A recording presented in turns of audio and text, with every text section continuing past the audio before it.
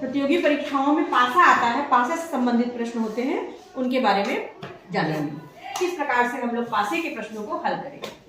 देखो यहाँ पर हमने पासा तुम लोगों ने देखा होगा, सब लोग लूडो खेलते हो, लूडो में पासे होते हैं, उसमें संख्या कहाँ से कहाँ तक होती है? 1 से लेके 6 तक। ठीक, अच्छा उसमें जब ध्यान दोगे तो अगर एक तरफ 6 है तो उसके अपोजिट साइड क्या होता है? 1।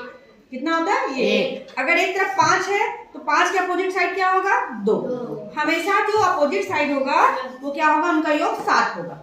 ठीक, तो इसको कहते हैं मानक पासा। जो जिनके अपोजिट साइड ऐसे होते हैं जिनका योग 7 होगा तो क्या होगा? मानक पासा, यानी कि स्टैंडर्ड डाइस। अच्छा उनको पहचानेंगे कैसे? मान लो हम तो पासा दे दिया ऐसे, तो हम उलट के देख लेंगे कि कैसा पासा। लेकिन अगर हमको ऐसा चित्र मिला है तो हम कैसे जानेंगे कि मानक पासा है कि सामान्य पासा है? इसके लिए एक हमारे पास वो है, ट्रिक है। देखो यहाँ पे 2 के बगल में क्या है? 1 के बगल में 3। इनका योग कहीं 7 नहीं हो रहा है। अगर हम करें 3 और 2 जोड़े तो कितना होगा? 5। 2 और 1 जोड़े तो 3, और 3 और 1 जोड़े तो 4। यानी कि इनका योग, अगल बगल का योग 7 नहीं हो रहा है।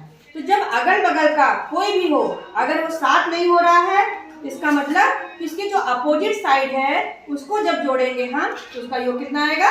7। इस तरीके से पहले हम पहचानना जरूरी है कि मानक पासा है कि सामान्य पासा है। ठीक, अब जैसे ये है, हमको क्या बदल गया? एक ऐसा पासा है मानक पासा, क्योंकि अगल बगल का योग किसी का भी 7 नहीं है। तो कैसा पासा है? मानक पासा। अच्छा, अब अगर मानक पासा है, पूछ लिया अगर इस तरफ 2 है तो 2 के अपोजिट क्या होगा? 5। 2 के अपोजिट क्या होगा? 5। 1 है, 1 के अपोजिट क्या होगा? 6। क्योंकि हमने क्या बताया मानक पासे में जो अपोजिट साइड होंगे उनका योग कितना होगा? 7।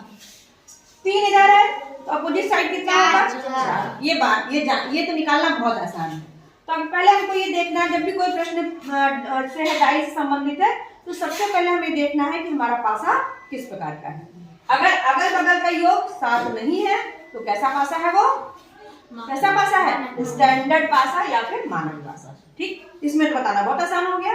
कोई भी पासा देखा, देख लिया अगर बगल का 7 नहीं है तो इसका मतलब अपोजिट वाला 7 होगा।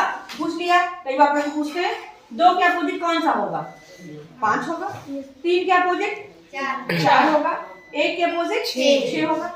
ऐसे ही अगर मान लो हमने एक और बना लिया, हमने तुमसे पूछा तुमको बताना है, ये हमारा पासा है। ठीक, अब हमने लिख दिया 5, 3 और 1।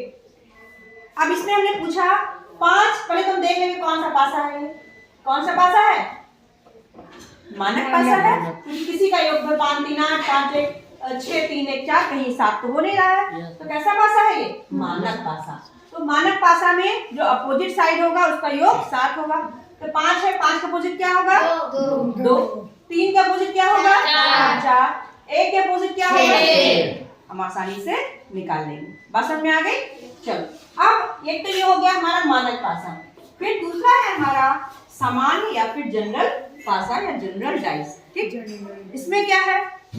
इसमें देखो अगल बगल का क्या होता है योग, कोई न कोई 7 जरूर होगा। जैसे इसमें दिख रहा है हमको 6, 7। इसमें क्या दिख रहा है? 4, 3, 7। हमने देख लिया तो हमने पहचान लिया कि हमारा कैसा पासा है? सामान्य पासा। ऐसे प्रश्न जो होते हैं सामान्य पासे वाले क्या करेंगे?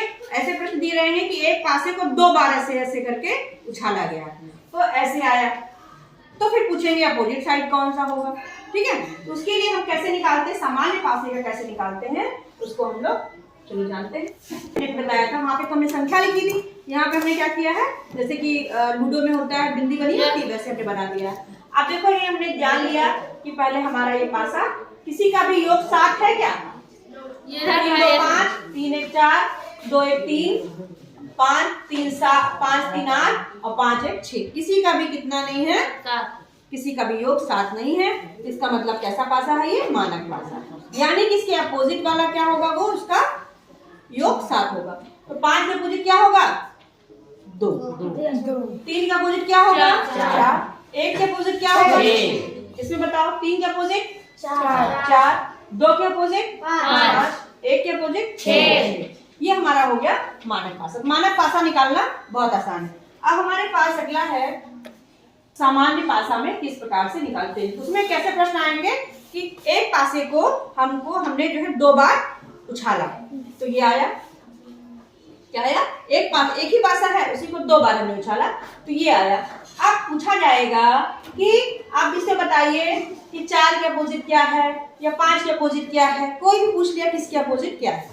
तो सबसे पहले हम इसमें क्या ध्यान देंगे कि देखेंगे कितने कॉमन है। इन दोनों में कुछ कॉमन दिख रहा है? इन दोनों पासे में कौन कौन सी संख्या कॉमन दिख रही है? 3। कौन सी संख्या कॉमन है? 3।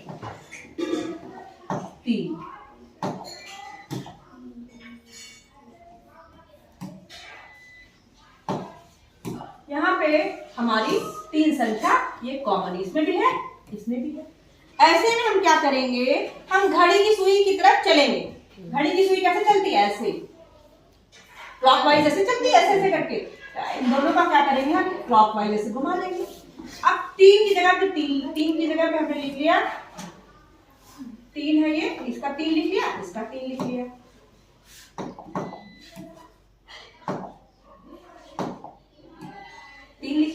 अच्छा, अब 3 के बाद बताओ क्या है? क्लॉकवाइज में घूमना। 3 के बाद क्या है? 5। फिर क्या है? 4। इस तरफ क्या है? 3 के बाद 6 के बाद क्या है? 2। ये हमने उसी के नीचे लिख लिया।